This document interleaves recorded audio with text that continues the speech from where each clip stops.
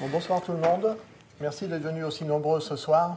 Je voudrais commencer par remercier Toth, qui est à l'origine un peu de cette conférence, par l'intermédiaire de ce livre, La destinée de la France, que je vais montrer ici, que j'ai lu et qui m'a vraiment emballé. Et l'auteur de ce livre est Fanchon. Voilà.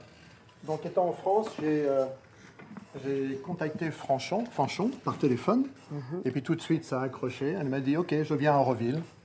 Bon, voilà, elle est là pendant 15 jours, 3 semaines, et elle va nous offrir 2 conférences.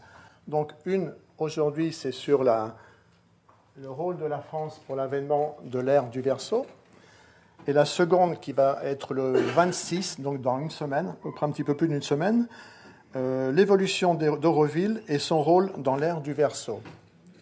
Alors, j'espère que dans 8 jours, on pourra avoir des casques pour les traductions simultanées en anglais, parce que là, on a des petits problèmes de matériel, c'est tout.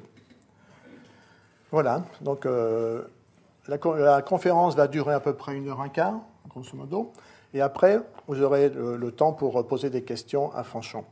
Une autre chose, c'est que après ces conférences, il sera possible de contacter Fanchon par mon intermédiaire, si vous voulez, pour avoir des réponses un peu plus précises sur des sujets un peu plus précis, voilà, comme vous le souhaitez.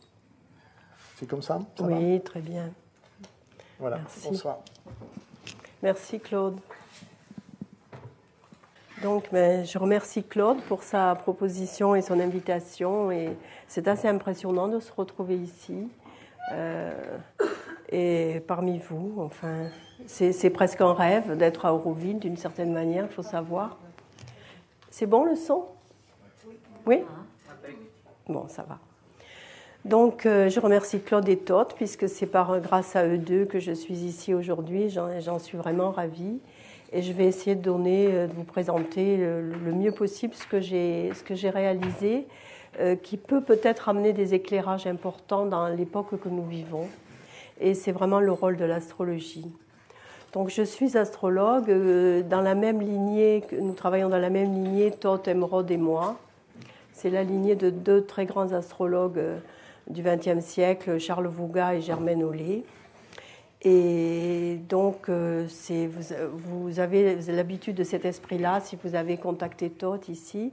Et ma spécialité à moi, plus particulièrement, c'est de travailler sur les évolutions individuelles et les évolutions collectives, c'est-à-dire le lien entre les individus et ce qu'on peut appeler les générations et les collectifs.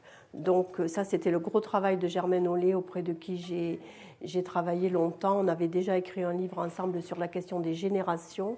Et justement pour Auroville, si ça vous intéresse, dans la conférence prochaine, je travaillerai plus particulièrement sur les différentes générations qui œuvrent à bâtir et à travailler, à construire ce qu'est Auroville au jour le jour. Parce que c'est extrêmement intéressant de voir les individus sous l'aspect de leur génération. C'est toujours un enseignement important.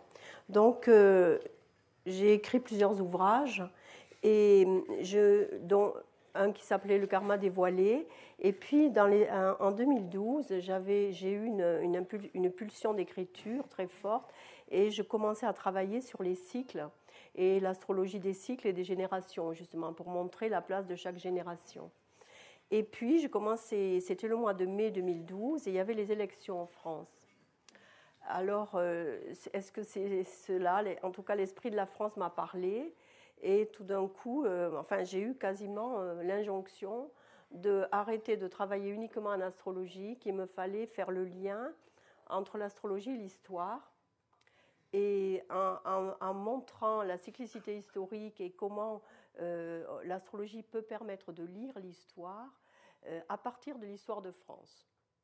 Alors, j'étais un petit peu étonnée, mais je me suis mise à l'œuvre, puisque j'ai écouté l'intuition, enfin, si on peut appeler ça une intuition, cette injonction qui m'était donnée de travailler sur la France.